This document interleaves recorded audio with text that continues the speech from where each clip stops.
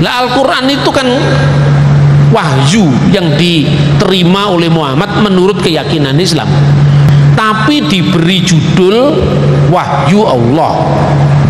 Sementara yang muncul dari zaman yang sama, dari saksi mata, diberi judul Injil karangan Matius, Injil karangan Markus, dan nariknya gampang, ini wahyu, ini karangan. Lah kan gitu akhirnya. Pemahaman kita tentang wahyu itu sendiri tidak sama. Dalam iman Kristen tidak pernah ada ajaran Yesus menerima wahyu dari malaikat Jibril. Tidak pernah ada. Musa didiktekan malaikat Jibril untuk kitab suci Taurat, itu tidak pernah ada.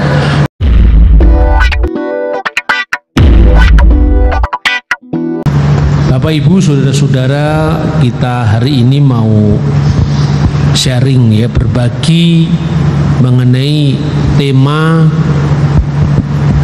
Paskah, bahwa sesungguhnya iman Kristen itu didasarkan atas fakta historis.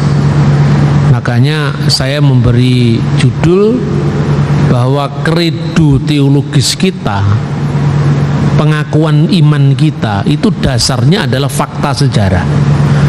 Maka kalau di dalam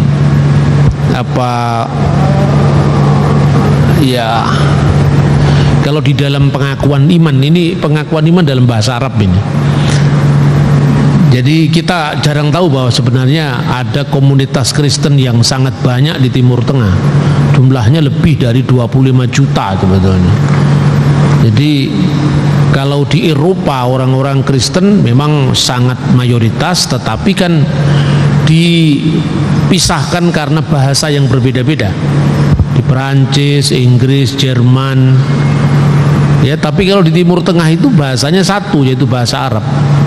Sehingga orang Kristen di Lebanon, orang Kristen di Mesir, orang Kristen di Yordan sebetulnya memakai satu bahasa, yaitu bahasa Arab. Nah, di dalam pengakuan iman ini sama dengan pengakuan iman Nikea Konstantinopel, pengakuan iman panjang. Itu jelas-jelas selain penegasan bahwa Allah itu esa, disebut nu'min bi ilahin wahid, aku percaya kepada satu Allah, Allahul Ab, Bapa, Allah Bapa, Khaliqus samai wal ard, yang menciptakan langit dan bumi, kullu ma yura wa ma la yura, baik yang kelihatan maupun yang tidak kelihatan. Lalu kredo kedua tentang kristologi, dan yang ketiga itu tentang Roh Kudus. Nu'min bi Robin wahid, dan aku percaya kepada satu Tuhan, Yesus Al-Masih, Yesus Kristus, Ibnullahul Wahid, anak Allah yang tunggal, mauludu minal ab qabla kulli duhur, yang dilahirkan, diperanakkan dari sang Bapa sebelum segala zaman. Allah dari Allah, terang dari terang, nur min nur, Allah al-haq min Allahul haq, Allah yang benar dari Allah yang benar. Al-mauludu, dilahirkan, ghairul makhluk, dilahirkan tidak diciptakan. Kenapa ini penting sekali dalam kredo kristologi kita?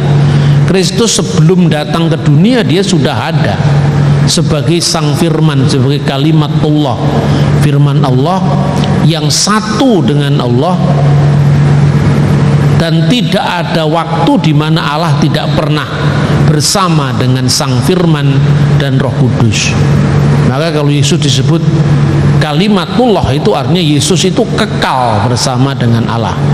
Tidak seperti ajaran Cak Yehova, Yesus itu ciptaan perdana, lalu yang menciptakan siapa?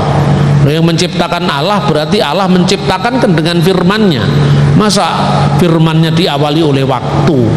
Makanya di dalam Alkitab jelas dikatakan fil bati'il kanal kalimah, pada mulanya adalah firman, wal kalimatu kana indallah wa kana kalimatullah, dan firman itu bersama-sama dengan Allah, dan firman itu adalah Allah. Hadza kana fil bati indallah, dan sesungguhnya dari kekal, dan sejak mulanya firman itu bersama-sama dengan Allah. Kullu syai'in bihi kana, segala sesuatu dijadikan oleh dia, oleh firman tadi. Kullu syai'in bihi kana wa bi ghairi lam yakun syai'un mimma kana. Dan tanpa dia, tanpa firman itu tidak ada sesuatu pun yang jadi dari segala yang telah dijadikan. Maka Yesus itu disebut kalimatullah, firman Allah. Kalau nabi-nabi semua hanya penerima firman, maka Kristus firman Allah itu sendiri. Nah, kemudian baru dilahirkan dari Roh Kudus, dikandung dari Roh Kudus, dilahirkan oleh anak darah Maria dan menjadi manusia, dan seterusnya. Ketika ditekankan nazala minas samai, telah nuzul dari surga, telah turun dari surga. Jadi kalau di dalam dialog Kristen Islam biasanya saya menggunakan istilah-istilah yang teman-teman Muslim bisa paham. Jadi kalau di Islam itu keyakinan Islam, firman itu nuzul jadi Quran, makanya ada nuzulul Quran di malam Lailatul Qadar. Maka kalau dalam iman Kristen, nuzul kalimatullah mutajasad, turunnya firman yang menjadi manusia di malam Lailatul Qudus, di malam yang kudus. Seneng teman-teman Muslim kalau mendengar itu. Berarti meh podo ya Pak, ya meh, ini ora podo. Karena firman menjadi manusia, baru kemudian kalau dia, teman-teman Muslim kadang-kadang sulit paham kan, firman kok jadi manusia Pak loh, udah di buku ya sampean yo percaya mau jadi manusia, ora iso. Ini sebetulnya kan selama ini dialog-dialog yang macet kan dari situ. Nah baru kemudian yang telah menderita di bawah pemerintahan Pontius Pilatus itu kan sosoknya jelas. Maka sebetulnya kredo teologis, pengakuan iman secara teologis itu bukan di dunia antah berantah, jelas-jelas disalibkan pada masa pemerintahan Pontius Pilatus, jelas di tokoh sejarah. Kemudian kredo ini saudara-saudara ternyata tidak sekedar klaim sepihak. Maka sebetulnya kalau sering di dalam dialog-dialog itu kan saya selalu mengembangkan dialog itu tidak perlu kita harus menyerang pihak lain. Tidak pernah di Indonesia itu kesaksian yang model frontal itu pernah menang, tidak pernah ada. Selalu masuk penjara. Begitu seorang menjadi Kristen dia masuk penjara, aksesnya kepada agama yang lama kan tertutup. Nah ini makanya saya pakai filsafat Jawa, menang tanpa ngasorake, ngluruk tanpa bolo, degdoyo tanpa aji. Kan begitu kan? Artinya orang kita ini bisa memenangkan wacana, tetapi orang yang kita berikan kabar itu tidak merasa dia dikalahkan. Makanya persahabatan terus dibangun. Saya awal sebelum pandemi ini kan masih beredar di mana-mana. Sekarang mulai beredar lagi, sekarang sudah aman. Saya sangat kaget ketika saya diundang oleh IAIN Salatiga. Karena hubungan baik saudara-saudara itu memang luar biasa. Jadi kalau kita mewartakan kabar baik itu dari hubungan baik, maka di situ tidak ada orang yang merasa terluka karena wong konco dewe itu sudah lama kenal sama saya. Ketika dulu kami punya program dengan Profesor Dr. Nurkolis Majid kira-kira di bawah tahun 2000-an. Nah, teman ini kemudian sekarang menjadi guru besar di IAIN Salatiga. Lalu ketemu kembali ketika saya mengajar kuliah umum di Fakultas Teologi Universitas Kristen Satya Wacana di Salatiga. Lalu dia ngundang saya untuk bicara di IAIN. Saya tentu saja itu satu kehormatan dan selalu saya hadiri. Tema yang tetapkan itu adalah problematika Injil Barnabas. Jadi muncul kesadaran di kalangan teman-teman Muslim, Injil Barnabas itu tidak bisa dijadikan rujukan dalam dialog, itu Injil palsu gitu. Dan yang mengadakan itu Fakultas Uculuddin, menghadirkan saya sebagai pembicara. Saya pikir tuh hanya seminar diam-diam. Itu dipasang spanduk mulai di Pasar Salatiga depannya kampus. Terus kemudian ditayangkan juga di medsos mereka. Kenapa kita tidak memakai Injil Barnabas? Nah, ini kesempatan-kesempatan yang menurut saya sangat baik. Begitu juga tentang penyaliban Yesus. Ketika yang kita kembangkan itu adalah perdebatan untuk mengalahkan orang lain, nah siapa yang mau kalah kan? Nah, makanya bagaimana win-win solution, artinya ketika menyampaikan sesuatu itu kita tidak melukai orang lain. Nah, saya tiba pada kesimpulan seperti ini juga belum terlalu lama saya, karena belajar dari pengalaman bahwa setiap kali konfrontasi itu orang yang kalah berdebat pun juga tidak bisa menerima, karena ada rasa malu yang ditanggung ketika di depan umum dia merasa dikalahkan. Nah, ini yang saya prihatinkan dari persebaran medsos kita sekarang. Orang Kristen kok jadi ikut beringas sekarang ini. Jadi era sekarang ini menurut saya ya sulit ya mudah. Sulitnya ketika kita sudah di framing menjadi orang yang tidak bersahabat dengan yang lain, itu bisa merugikan gerakan kita. Tapi untungnya apa yang sekarang tersembunyi dari publik itu bisa dibuka dengan mudah, termasuk mengakses keotentikan Alkitab yang selama ini digugat, disalahpahami, diserang, sangat mudah. Dulu saya tahun 1996 saya nabung, ngumpulkan duit, hanya kepingin pergi ke Switzerland. Saya ditanya, ngapain pergi ke sana?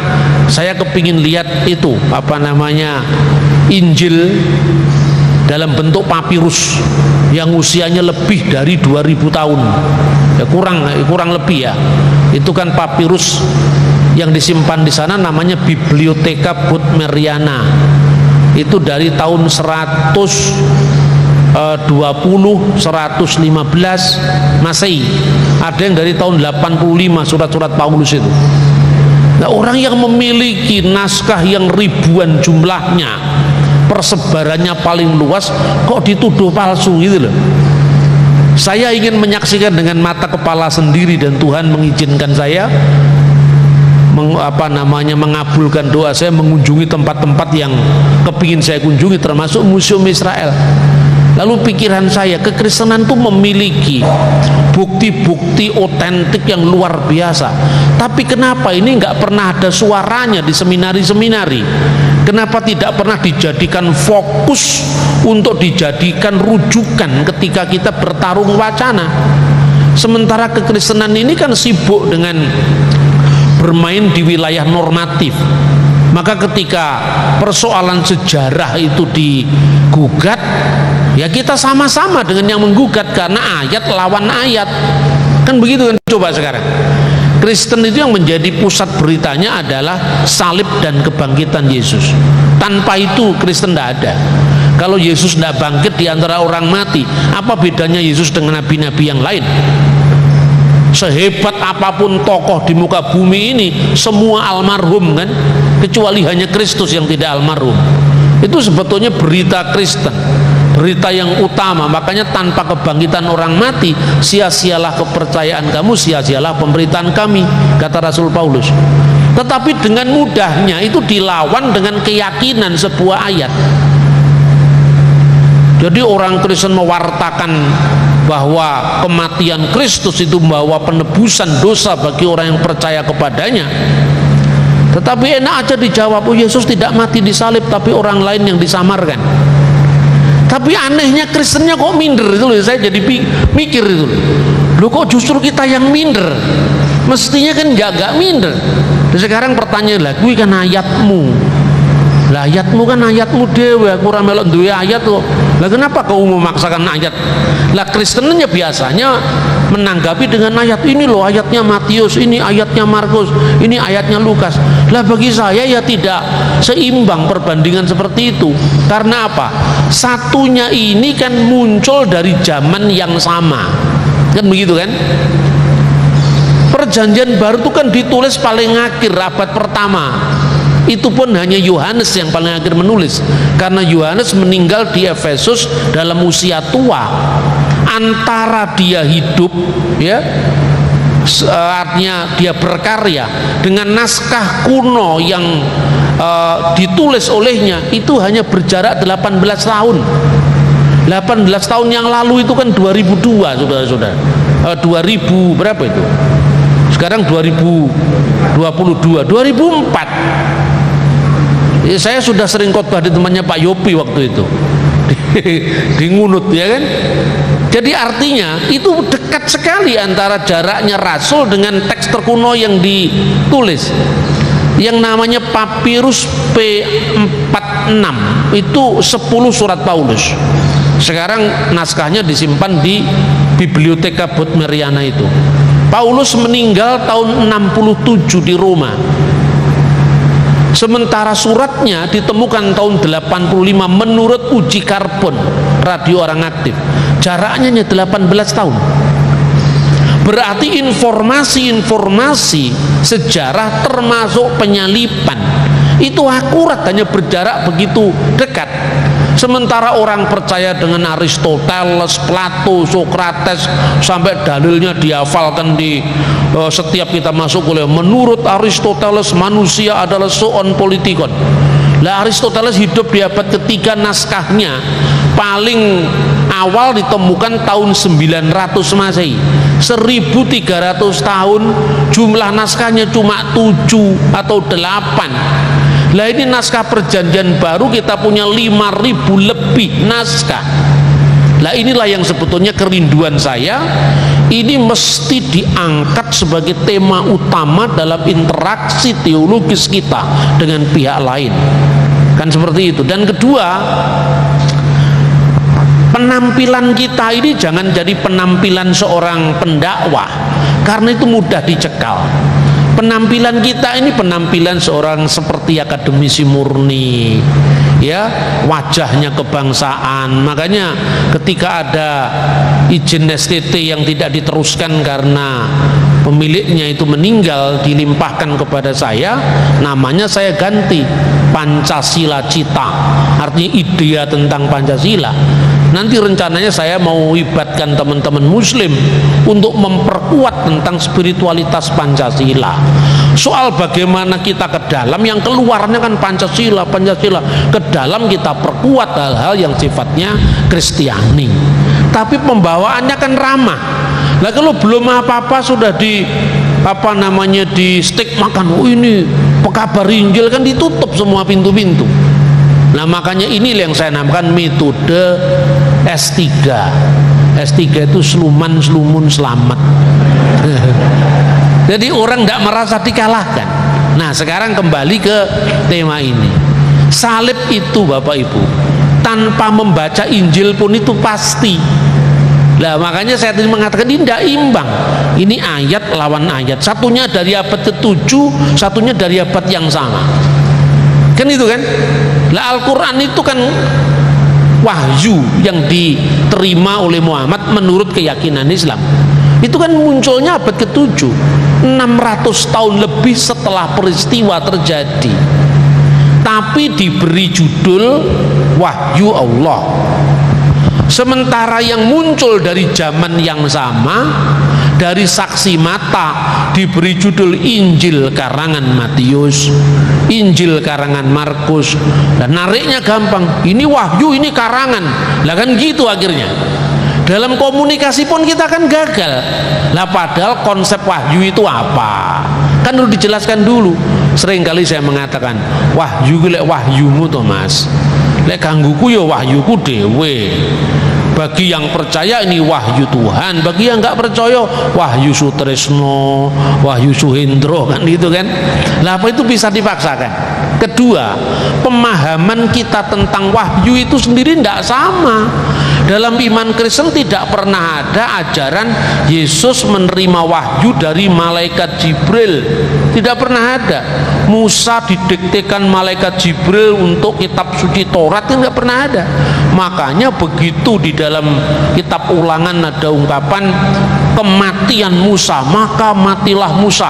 Ulangan pasal 34 ayat 5. Nah, bagaimana mungkin kalau firman Allah diberikan kepada Nabi Musa, kok Nabi Musa menulis kematiannya sendiri? Kan gitu kan? Nah, terus kemudian mu'alaf, sering gitu terjadi. Saya amati ini. Nah, gejala-gejala gini menurut saya harus mulai disadari. Kalau tidak, ya anak-anak kita ini rajin ke gereja sekalipun, yang diterima semua kebanyakan normatif. Normatif itu tentang hidup berperilaku, lahir baru. Ini wes bener dipersoal nih. Tapi itu kan ke dalam. Lahir baru kan nggak bisa dijual sebagai tema dalam dialog lintas agama. Sebab kalau hanya mengatakan bahwa norma-norma jangan berzina, jangan mencuri, sebetulnya dongengi Kancil nyolong timun itu kan ya nggak oleh nyolong. Itu universal. Kalau itu kita jadikan rujukan utama dalam pewartaan kita, banyak orang Buddhis yang kelakuannya lebih baik daripada orang Kristen. Lalu apa yang dijual? Maka saya punya semboyan dalam pelayanan saya itu adalah sejarah yang penuh bukti adalah mitra bagi iman yang penuh bakti. Maka saya selalu dalam ungkapan-ungkapan guyonan gitu loh. Lalek kowe makso kitabmu, wong Buddha makso kitabnya, orang Kristen memaksakan kitabnya. Lah wae dhewe kan tukaran. Lah wahyu bagimu kan belum tentu wahyu bagi orang Hindu. Nah sekarang gini, karena Yesus itu sosok sejarah. Ayo sekarang berani nggak kita nutup kitab suci kita, nutup kitab sucimu? Lah kok gitu Pak? Lah yo kowe buka aku ya percaya. Aku tak buka nih kitab sampai aku kesel lambeku mimiren, kowe ya ora percaya. Lah terus gawe apa? Timbangane padha ora percayane ayo saiki mangan satene Pak Kuat ngono. Iya toh? Saya bilang begitu. Makanya mari kita lihat, tanpa membaca Injil pun Yesus itu disalib. Nah, ini contohnya ya. Ungkapan dari seorang sejarawan namanya Flavius Josephus. Dia nulis itu tahun 95 Masehi. Peristiwa salib itu terjadi tanggal 14 bulan Nisan, musim semi itu, tahun 33 Masehi. Jaraknya dari sini sekitar 60 tahun. Pertanyaannya, percaya nggak kalau Indonesia merdeka 17 Agustus 45? Percaya Pak. Loh gue orang alami, gue percaya. Umurmu sik piro? Kita merdeka tahun 45, kita belum lahir, nggak ada yang tahu kok. Nah, ceritanya nenek saya, ceritanya bapak saya, dokumennya mana? Kamu percaya? Ada Pak. Proklamasi kami bangsa Indonesia dengan ini dan seterusnya sampai Jakarta 17 Agustus 1945 atas nama bangsa Indonesia Soekarno-Hatta. Nah itu ada dokumennya. Bahkan yang namanya koran-koran, guntingan koran di zaman Jepang masih ada sampai sekarang. Nah sekarang ini dokumennya namanya Flavianum Testimonium. Jelas sekali Josephus ini sejarawan Yahudi. Kita berhutang budi besar pada dia. Karena apa? Kita tidak tahu sejarah Yahudi Israel abad pertama kalau tidak membaca dia. Bahkan kematian Rasul Yakobus saudara Tuhan yang di dalam Alkitab tidak disebutkan, di tulisan dia disebutkan. Jadi artinya Alkitab itu benar-benar fakta sejarah, bukan sekedar keyakinan klaim tentang wangsit atau wahyu. Tidak seperti itu. Nah dia mengatakan apa di dalam teksnya ini? Bahwa pada zaman itu tampillah seorang bijaksana. Itu pun kalau boleh disebut manusia katanya. Itu artinya dia mengejek bahwa keyakinan Kristen dia terima. Namanya adalah Yesus. Jadi itu adalah fakta sejarah yang memang dicatat oleh dokumen yang sejaman. Nah Yesus itu digambarkan seorang yang baik ya, melakukan banyak perbuatan yang baik, mengumpulkan murid-muridnya baik dari kalangan Yahudi maupun bukan Yahudi. Coba kalau kita perhatikan di dalam Alkitab, Yesus itu ketika mengusir setan masuk ke babi-babi itu, wilayahnya mana? Gedara Gerasa. Gadara Gerasa itu adalah wilayah Dekapolis, 10 kota Roma yang bukan Israel. Nah, ketika itu arkeologi akhir-akhir ini menemukan tempat di mana-mana ditemukan fosil tulang babi, itu pasti bukan wilayah Israel. Nah, tempat itulah nama Yesus sudah diberitakan. Kemudian perempuan Sirofenisia yang kemudian disembuhkan dari sakit karena imannya yang begitu besar tadi, itu kan wilayah Libanon. Dan wilayah Libanon itu bukan wilayah Israel, artinya benar-benar dia mengumpulkan murid-muridnya itu dari kalangan Yahudi dan bukan Yahudi. Nah, kemudian dia mengatakan dia adalah Kristus, tetapi ini saya beri huruf kursif karena mungkinkah dia orang Yahudi percaya Yesus adalah Kristus? Pasti tidak. Nah, ternyata kata Kristus itu lebih longgar dari kata Ibrani Mesiah, meskipun artinya sama, tapi rasa bahasanya lain. Karena apa? Kata Kristus itu lebih merupakan gelar bagi orang-orang yang bukan Yahudi. Sehingga ketika dia mengatakan dia Kristus, itu adalah Yosefus hanya menirukan kredonya orang Kristen bukan Yahudi. Tetapi baru-baru ini ditemukan yang namanya The Aramaic Text of Fabianum Testimonium, bahasa Aram, ini bahasa Aramaik. Nah, di dalam teks bahasa Aramaik ini ya, apapun tidak pernah mengurangi fakta bahwa Yesus itu memang mati di salib. Pilatus telah menghukumnya dengan cara menyalibnya hingga mati, dan mereka yang menjadi muridnya tidak pernah mundur untuk terus menjadi murid-muridnya. Mereka melaporkan bahwa Yesus telah menampakkan diri kepada mereka pada hari ketiga setelah penyalibannya, dan dia hidup kembali. Dengan kenyataan itu mungkin saja dia adalah Mesias. Teks Aramaik ini yang bunyinya adalah Mistafra de Messica Itauhu, kemudian disalin dalam sebuah terjemahan Arab dari karya Yosefus yang diawali dari ungkapan wa innahu kana fi hadal zaman, dan ketika itu pada zaman itu yaisu rajulun hakim yakulullahu isowa, telah hidup seorang yang bijaksana yang namanya adalah Yesus. Iswa itu yang kemudian nanti menjadi bahasa Arab Isa, ya, karena itu korespondensi bunyi. Tapi di sini jelas Yesus memang disalib, bukan hanya Yosefus. Kita bisa melihat misalnya Cornelius Tacitus, itu adalah senator dan sejarawan Roma. Cornelius Tacitus, dia juga mengatakan hal yang sama, bahwa Kristus yang dari siapa nama Kristen itu memiliki asal usul telah dihukum mati pada masa pemerintahan Tiberius di tangan prokurator kita Pontius Pilatus. Ini kira-kira tahun 95 Masehi. Jadi artinya ya sekitar 60 tahun dari peristiwa. Jadi kira-kira kalau Alkitab itu ditutup pun Yesus tetap disalib. Ngapain kita mau berdebat?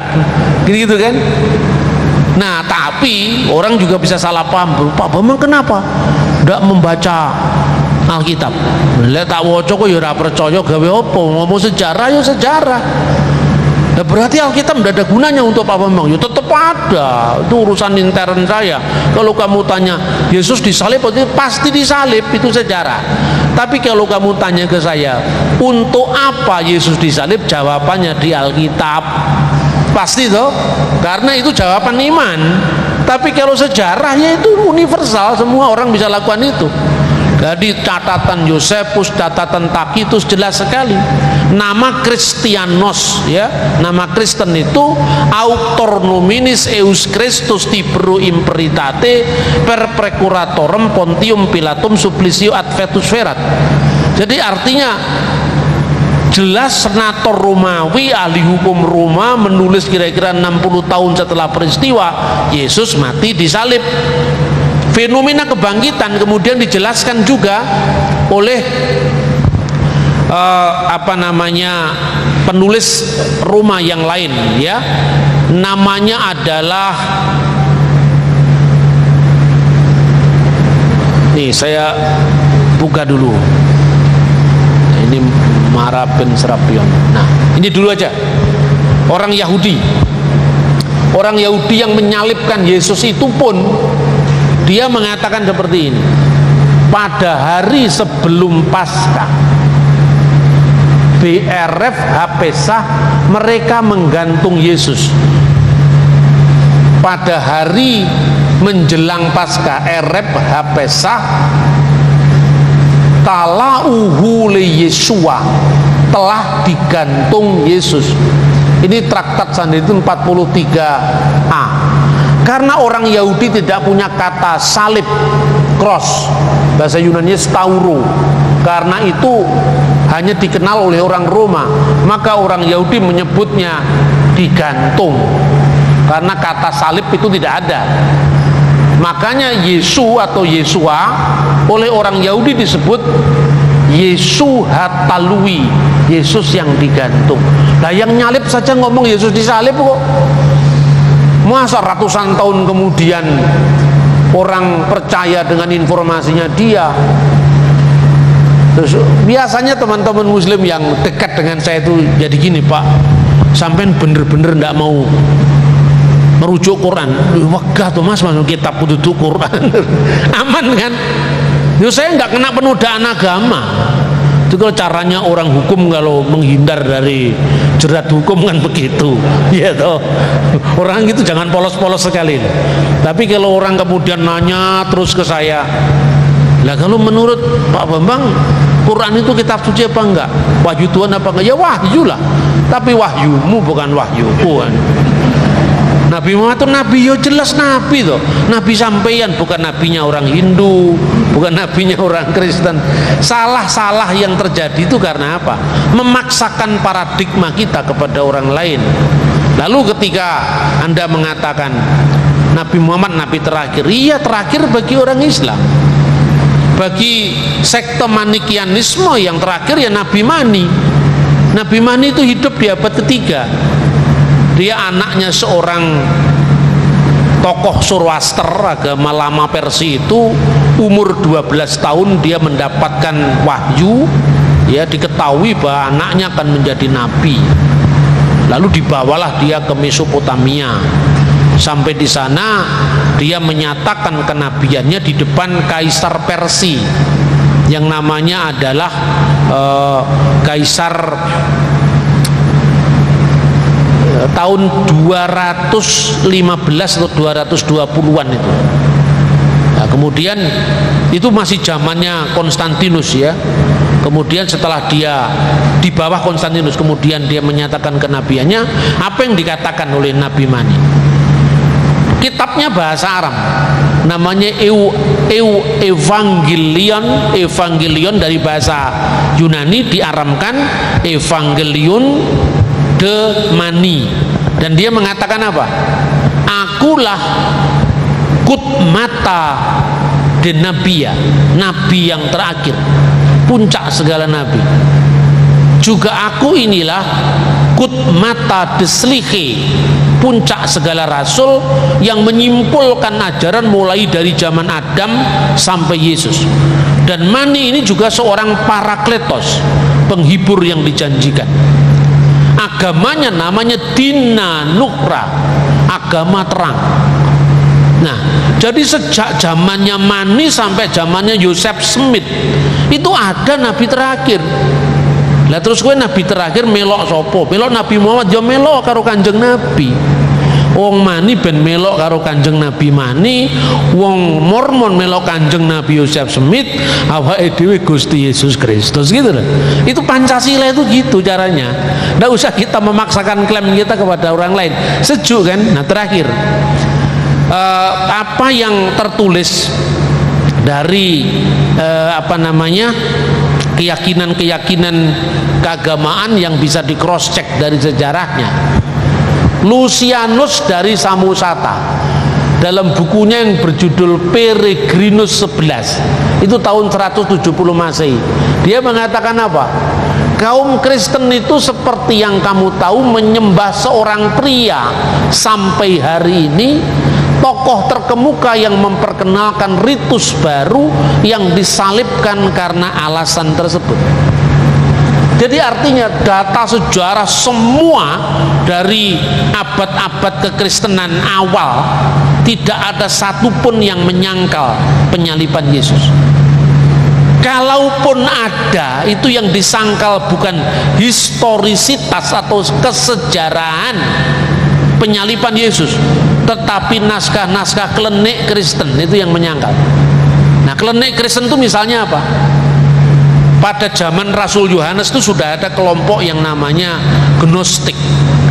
Gnostik itu berasal dari bahasa Yunani gnosis. Gnosis itu artinya esoteric knowledge. Kalau orang Jawa menyebutnya itu bukan ilmu tapi ngelmu. Ora angel yen wis ketemu. Nah, itu namanya ngelmu itu. Makanya ngelmu itu subjektif. Bagi orang lain angel, bagiku orang angel. Kan itu kan? Makanya aliran kebatinan itu kumpul 10 orang, ajarannya bisa 35. Karena satu orang lebih daripada satu pendapat. Itulah klenik. Nah, waktu itu Yohanes kan menghadapi kelompok ini. Kelompok ini dipimpin oleh seorang ahlul bid'ah, seorang pemimpin bid'ah namanya Kerintus, bukan Korintus ya. Korintus nama kota. Nah, catatan dari mana kita tahu Yohanes hidup di Efesus? Dari Irenaeus. Siapakah Irenaeus? Muridnya Polikarpus. Siapa Polikarpus? Uskup Smyrna. Salah satu dari 7 jemaat kitab Wahyu. Dan Polikarpus itu muridnya Rasul Yohanes yang meninggal tahun 156 Masehi. Dia mengatakan, kenapa Rasul Yohanes itu disebut Boanerges dalam Injil? Anak guru. Kalau orang Ambon bilang itu kepala angin, itu temperamental gitu, cepat naik darah tapi cepat selesai. Digambarkan dalam sejarah gereja. Dari sejarah gereja mula-mula itu juga kita tahu Injil keempat yang nulis memang Yohanes. Dari mana kita tahu wong judulnya Injil Yohanes? Tidak ada. Kan pasal-pasal 1 sampai pasal 22 mana ada Injil ini ditulis oleh Yohanes. Dia hanya memberi sandi murid yang dikasihi. Begitu juga Matius, Markus, Lukas, Yohanes. Kita tahu penulisnya siapa dari catatan murid-muridnya ini. Namanya Papias dari Hieropolis, namanya Polikarpus dari Smyrna. Dia menceritakan bidat yang dilawan Rasul Yohanes itu adalah bidat Gnostik yang dipimpin Kerintus, yang tidak mengakui Yesus telah datang sebagai manusia. Karena Yesus tidak pernah datang sebagai manusia, kan tidak mungkin bayangan disalib. Nanti berkembang ke sana. Makanya Rasul Yohanes menyebut siapakah Dajjal itu. Dajjal itu bahasa Arab, tapi asalnya dari bahasa Suryani, bahasa Aramaik. Kalau Bapak Ibu ngomong Aramaik, orang pesantren belum tentu tahu. Tapi kalau ngomong bahasa Suryani, itu bahasanya Nabi Isa, Pak, mesti itu. Bahasa Suryani itu disebut Mesiha Dagala. Dagala itu artinya pelawan dan peniru. Makanya di dalam Matius pasal 20-24 disebut pseudo Kristos, yang artinya peniru Kristus atau Kristus palsu. Sementara dalam 1 Yohanes pasal 2 ayat 18 itu disebut anti Kristus, pelawan Kristus. Jadi ada Kristus tiruan dan pelawan Kristus. Mesiha itu Kristus, Dagala itu tiruan. Diterjemahkan dalam bahasa Arab Al-Masihud Dajjal. Makanya kalau teman-teman muslim berdoa kan supaya dihindarkan dari fitnah Masihid Dajjal. Ya Allah, aku berlindung kepadamu, a'udzubika min fitnatil Masihid Dajjal, dari fitnahnya Masihid Dajjal. Nah, cirinya apa? Apakah cirinya? Menguji-uji roh itu. Roh yang tidak percaya Yesus telah datang sebagai manusia, itu roh antikristus. 1 Yohanes pasal 4 ayat 1 sampai dengan 3. Roh yang percaya Yesus telah datang sebagai manusia, itu asalnya roh Allah. Lah makanya kelompok Gnostik ini intinya apa? Yesus itu tidak pernah benar-benar jadi manusia. Ya seolah-olah dia ada, kemudian dia hilang, dia muncul, tiba-tiba dia hilang lagi. Abad berikutnya ada penerusnya Korintus ini, namanya Marcion atau Markionisme. Makanya Markion itu asal ajarannya dari kata-kata doketisme. Dokein artinya tampaknya, jadi nggak bener-bener real. Nah, Markion ini lebih jauh daripada gurunya. Dia mengatakan Injil Matius harus dibuang. Karena apa? Karena Yesus tidak pernah jadi manusia. Bagaimana mungkin ada silsilahnya? Dibuang. Markus dibuang. Yesus tidak pernah jadi manusia, jadi tidak benar-benar dibaptis, diproklamirkan oleh Yohanes Pembaptis. Injil Yohanes apalagi tegas mengatakan dan firman itu telah menjadi manusia. Tinggal Lukas yang masuk nominasi. Tapi begitu dia membaca sebelum pasal 3 ada berita kelahiran dari seorang perawan, ada silsilahnya, dibuang pasal 1, 2, 3, pasal 4 sampai 24 diterima. Inilah yang namanya kanon Markion. Lah gereja yang punya kanon kan dia marah. Lagi kitabku kok moro-moro diobrak-abrik karo Pak De Markion ki piye dalane gitu. Kemudian gereja mereaksi itu. Makanya mulai muncul kanonisasi. Jadi kanonisasi itu bukan baru mengarang, itu karena meneguhkan kebenaran Alkitab dari rongrongan ajaran Markion ini. Maka muncul kanon Muratori, Konsili Kartago, yang akhirnya perjanjian baru hanya 27 kitab, yang lain itu bukan. Makanya pertanyaannya kemarin-kemarin kan muncul tuh, Injil Yudas, Injil Maria Magdalena, Injil Filipus yang dijadikan rujukan film The Da Vinci Code. Katanya Maria Magdalena istrinya Yesus. Itu kan memakai buku-buku apokrif ini. Saya jawab waktu dalam seminar ya, di forum-forum lintas agama, saya bilang gini, kenapa Pak Injilnya orang Kristen hanya 4? Kenapa perjanjian baru 27? Ya saya jawab, ya memang cuma ada 27. Kenapa Thomas itu, Injil Thomas ditulis kok ditolak? Yang nulis memang bukan Thomas kok. Itu kan Thomas yang lain, bisa Thomas Jorgi, bisa Thomas apa itu, bukan Thomas itu. Karena apa? Buktinya salah satunya, kalau di zaman Markion jelas-jelas ajarannya kan sama dengan Injil Thomas. Jelas-jelas ajarannya sama dengan Injil Filipus yang katanya Yesus sering mencium Maria Magdalena itu dan Petrus iri. Kenapa kamu lebih dekat dengan Maria Magdalena ketimbang dengan kami semua? Nah itu sama teolog-teolog liberal kemudian dijadikan, dipertentangkan. Ternyata ada konflik gender di zaman gereja kuno. Tidak ada hubungannya. Jelas Injilnya abad ketiga. Suksesi kepemimpinan para rasul itu dari abad pertama sudah selesai. Maka kalau kita ini tidak merunut sejarahnya bisa tidak karu-karuan kesimpulannya itu. Nah jelas saya katakan, seandainya di zaman Markion sudah ada Injil Thomas, Injil Maria Magdalena, Injil Yudas, kenapa dia harus merevisi perjanjian baru? Ya kan? Itu kan terjadi kira-kira tahun 150-an. Berarti satu-satunya kitab yang otoritatif hanya kitab suci perjanjian baru. Nah pada masa Markion Yesus tidak benar-benar jadi manusia. Di abad ketiga dan abad keempat ada kelompok yang namanya Basilides. Basilides itu mengatakan karena Yesus itu tidak benar-benar jadi manusia, maka yang disalib itu sesungguhnya Simon orang Kirene. Nah itu dalam catatan sekte Basilides disamarkan dengan Simon Kirene. Maka Simon Kirene yang dibunuh. Tapi konteksnya ini beda dengan Islam.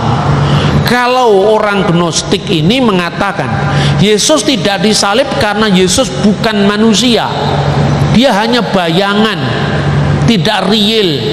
kapan dia datang, kapan dia pergi, semau-mau dia, sampai ada lagunya, kau datang dan pergi sesuka hatimu. Itu lagu gnostik itu.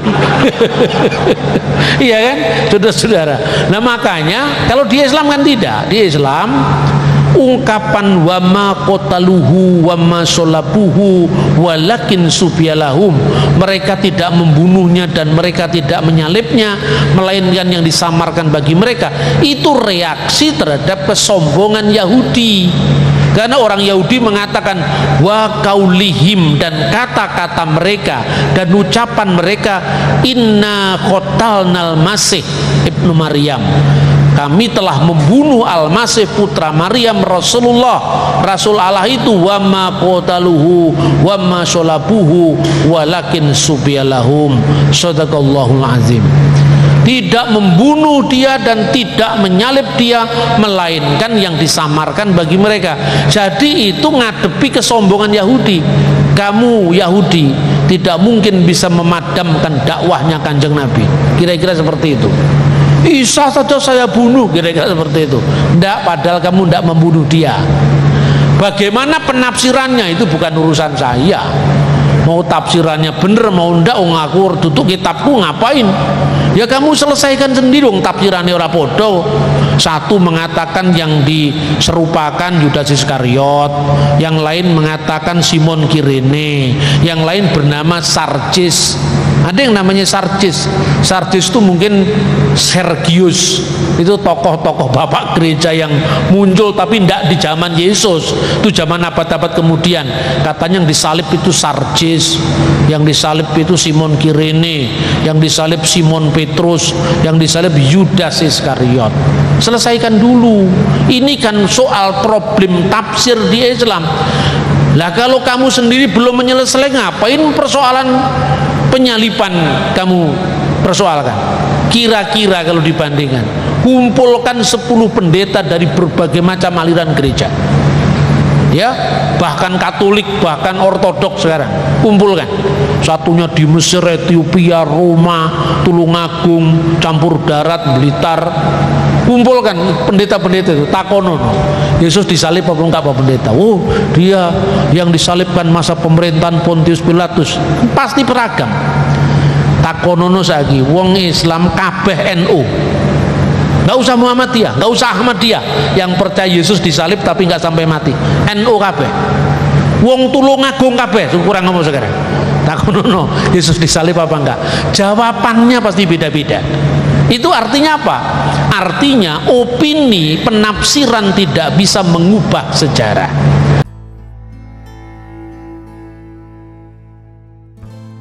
Terima kasih saudaraku sudah mendengarkan penjelasan hambanya Bapak Dr. Bambang Norsena. Jika ada pertanyaan atau pernyataan silahkan isi di kolom komentar ya. Tahukah saudara bahwa Alkitab Kristen adalah kumpulan kitab-kitab suci yang dianggap sebagai firman Allah oleh umat Kristen? Berikut adalah penjelasan tentang Alkitab Kristen. Struktur Alkitab Kristen. Alkitab Kristen terdiri dari 2 bagian utama. 1. Perjanjian Lama PL berisi 39 kitab yang ditulis sebelum kelahiran Yesus Kristus. Kitab-kitab ini menceritakan sejarah umat Israel, hukum Taurat, dan nubuat tentang kedatangan Mesias. 2. Perjanjian Baru PB berisi 27 kitab yang ditulis setelah kelahiran Yesus Kristus. Kitab-kitab ini menceritakan kehidupan, kematian, dan kebangkitan Yesus Kristus, serta perkembangan gereja Kristen awal. Kitab-kitab dalam Alkitab Kristen. Berikut adalah daftar kitab-kitab dalam Alkitab Kristen. Perjanjian Lama. 1. Kitab Taurat 5 kitab Kejadian, Keluaran, Imamat, Bilangan, Ulangan. 2. Kitab Sejarah 12 kitab Yosua, Hakim-Hakim, Rut, 1 Samuel, 2 Samuel, 1 Raja-Raja, 2 Raja-Raja, 1 Tawari, 2 Tawari, Ezra, Nehemia, Ester. 3. Kitab Puisi 5 kitab Ayub, Mazmur, Amsal, Pengkhotbah, Kidung Agung. 4. Kitab Nabi 17 kitab Yesaya, Yeremia, Ratapan, Yehezkiel, Daniel, Hosea, Yul, Amos, Obadja, Yunus, Mika, Nahum, Habakuk, Sefanya, Hagai, Maleaki. Perjanjian Baru. 1. Injil, 4 kitab Matius, Markus, Lukas, Yohanes. 2. Sejarah Gereja, 1 kitab Kisah Para Rasul. 3. Surat-surat Rasul Paulus, 13 kitab Roma, 1 Korintus, 2 Korintus, Galatia, Efesus, Filipi, Kolose, 1 Tesalonika, 2 Tesalonika, 1 Timotius, 2 Timotius, Titus, Filemon, Ibrani. 4. Surat-surat 7 kitab Yakobus, 1 Petrus, 2 Petrus, 1 Yohanes, 2 Yohanes, 3 Yohanes, Yudas. 5. Kitab Wahyu, 1 kitab Wahyu. Karakteristik Alkitab Kristen. 1. Firman Allah. Alkitab Kristen dianggap sebagai firman Allah yang diwahyukan kepada manusia. 2. Kumpulan kitab-kitab. Alkitab Kristen adalah kumpulan kitab-kitab yang ditulis oleh berbagai penulis dalam periode waktu yang berbeda. 3. Sejarah dan nubuat. Alkitab Kristen berisi sejarah umat Israel dan nubuat tentang kedatangan Mesias. 4. Pesan keselamatan. Alkitab Kristen berisi pesan keselamatan tentang Yesus Kristus sebagai juru selamat dan Tuhan. Pentingnya Alkitab Kristen. 1. Sumber iman. Alkitab Kristen adalah sumber iman bagi umat Kristen. 2. Panduan hidup. Alkitab Kristen berisi panduan hidup bagi umat Kristen. 3. Sumber kebenaran. Alkitab Kristen dianggap sebagai sumber kebenaran tentang Allah dan rencananya bagi manusia. Semoga penjelasan ini membantu Anda memahami lebih baik tentang Alkitab Kristen. Alkitab ditulis sebagai wahyu Tuhan melalui proses yang unik dan kompleks. Berikut adalah beberapa cara bagaimana Alkitab ditulis sebagai wahyu Tuhan. Proses penulisan Alkitab. 1. Ilham. Alkitab ditulis oleh penulis yang dipilih oleh Tuhan, yang menerima ilham dari Roh Kudus. 2 Timotius 3 ayat 16-17, 2 Petrus 1 ayat 20-21. 2. Wahyu. Tuhan memberikan wahyu kepada penulis Alkitab melalui berbagai cara, seperti mimpi, penglihatan, dan percakapan langsung. Bilangan 12 ayat 6-8, Yesaya 1 ayat 1, Yeremia 1 ayat 4-10. 3. Penulisan. Penulis Alkitab menulis apa yang mereka terima dari Tuhan, menggunakan bahasa dan gaya penulisan yang unik. Lukas 1 ayat 1-4, Yohanes 21 ayat 24-25.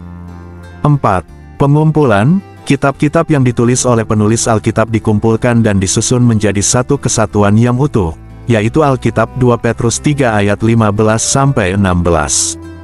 Karakteristik penulisan Alkitab. 1. Kesatuan. Alkitab memiliki kesatuan yang unik, meskipun ditulis oleh banyak penulis dalam periode waktu yang berbeda. Yesaya 40 ayat 8, Matius 5 ayat 17-18. 2. Konsistensi. Alkitab memiliki konsistensi yang tinggi dalam mengajarkan tentang Tuhan, manusia, dan rencana keselamatan. Ibrani 1 ayat 1-3, 2 Timotius 3 ayat 16-17. 3. Otoritas. Alkitab memiliki otoritas yang unik sebagai firman Tuhan, yang berkuasa untuk mengubah hidup manusia. Ibrani 4 ayat 12-13, 2 Petrus 1 ayat 20-21. Bukti-bukti penulisan Alkitab sebagai wahyu Tuhan. 1. Nubuat. Alkitab mengandung banyak nubuat yang telah digenapi, yang menunjukkan bahwa Alkitab adalah firman Tuhan. Yesaya 53 ayat 1-12, Mika 5 ayat 2-5. 2. Mukjizat. Alkitab mengandung banyak mukjizat yang telah terjadi, yang menunjukkan bahwa Alkitab adalah firman Tuhan. Keluaran 14 ayat 13-31, Yohanes 11 ayat 1-44. 3. Pengalaman.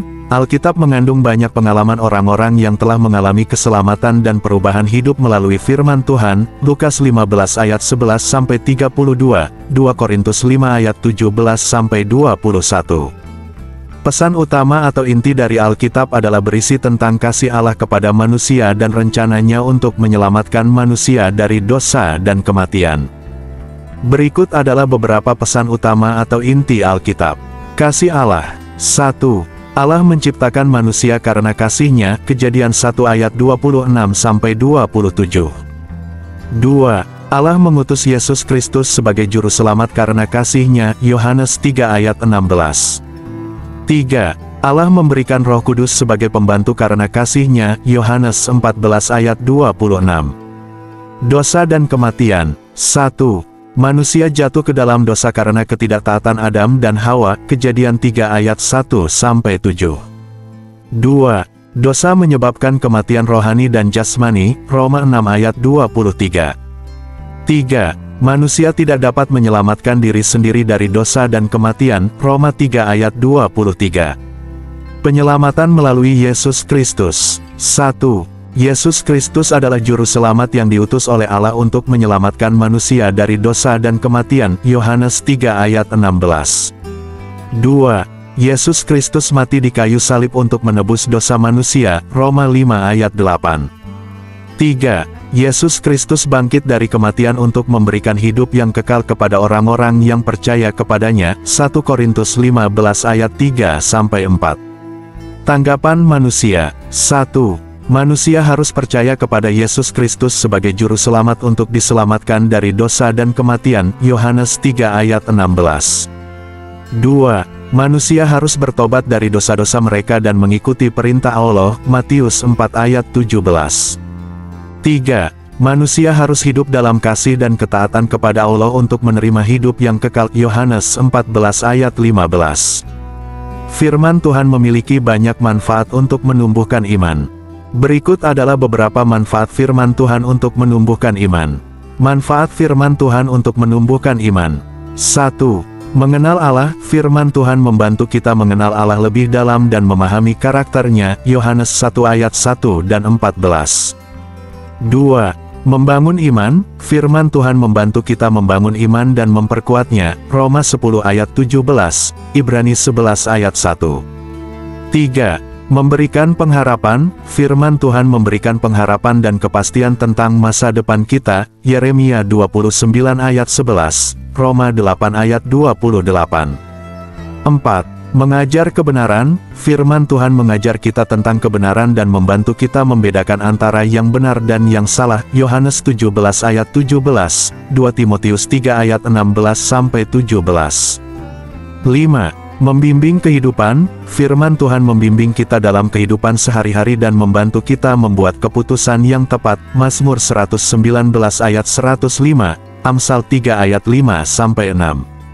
6. Menghibur dan menguatkan. Firman Tuhan menghibur dan menguatkan kita dalam masa-masa sulit dan kesulitan, Mazmur 23 ayat 4, 2 Korintus 1 ayat 3-4. 7. Membantu mengatasi dosa. Firman Tuhan membantu kita mengatasi dosa dan hidup dalam kesucian, Yohanes 17 ayat 17, 1 Petrus 1 ayat 13-16. 8. Mengembangkan karakter Kristen. Firman Tuhan membantu kita mengembangkan karakter Kristen yang sesuai dengan kehendak Allah, 2 Petrus 3 ayat 18, Efesus 4 ayat 13. 9. Membantu mengerti rencana Allah. Firman Tuhan membantu kita mengerti rencana Allah bagi hidup kita, Yeremia 29 ayat 11, Roma 8 ayat 28. 10.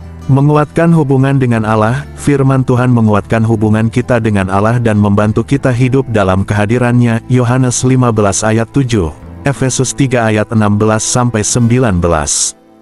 Dengan mempelajari dan menerapkan firman Tuhan dalam kehidupan sehari-hari, kita dapat menumbuhkan iman yang kuat dan hidup dalam kehadiran Allah.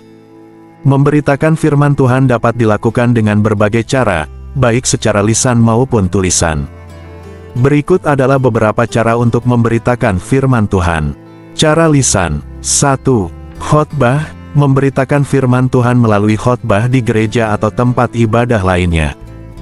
2. Pembicaraan pribadi, berbagi firman Tuhan dengan orang lain melalui pembicaraan pribadi. 3. Kelas Alkitab, mengajar kelas Alkitab untuk membagikan pengetahuan tentang firman Tuhan. 4. Saksi, menjadi saksi tentang firman Tuhan melalui kesaksian pribadi. Cara tulisan. 1. Menulis artikel tentang firman Tuhan untuk dibagikan melalui media online atau cetak. 2. Menulis blog tentang firman Tuhan untuk membagikan pengetahuan dan inspirasi. 3. Menulis buku tentang firman Tuhan untuk membagikan pengetahuan dan inspirasi yang lebih mendalam. 4. Media sosial, berbagi firman Tuhan melalui media sosial.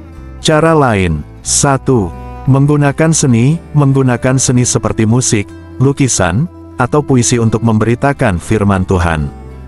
2. Menggunakan teknologi seperti video, podcast, atau aplikasi untuk memberitakan firman Tuhan. 3. Menggunakan kegiatan seperti retret, camp, atau konferensi untuk memberitakan firman Tuhan. 4. Menggunakan kesaksian pribadi untuk memberitakan firman Tuhan. Prinsip-prinsip memberitakan firman Tuhan. 1. Kasih, memberitakan firman Tuhan dengan kasih dan kepedulian. 2. Kesabaran, memberitakan firman Tuhan dengan kesabaran dan ketekunan. 3. Kebenaran, memberitakan firman Tuhan dengan kebenaran dan integritas. 4. Kehormatan, memberitakan firman Tuhan dengan kehormatan dan hormat. 5. Ketergantungan pada Roh Kudus, memberitakan firman Tuhan dengan ketergantungan pada Roh Kudus dan kekuatannya.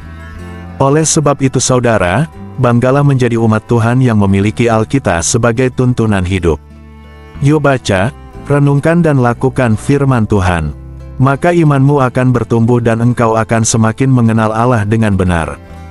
Beritakan juga firman Tuhan kepada siapa saja, kapan saja, di mana saja dan dalam situasi apa saja. Barangkali melalui pemberitaan kita banyak jiwa dimenangkan bagi Kristus. Tuhan Yesus memberkati.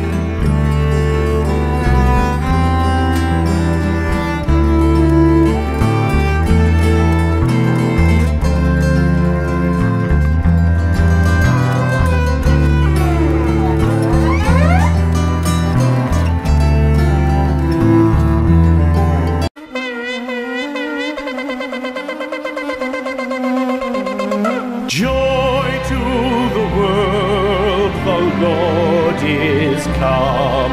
Let earth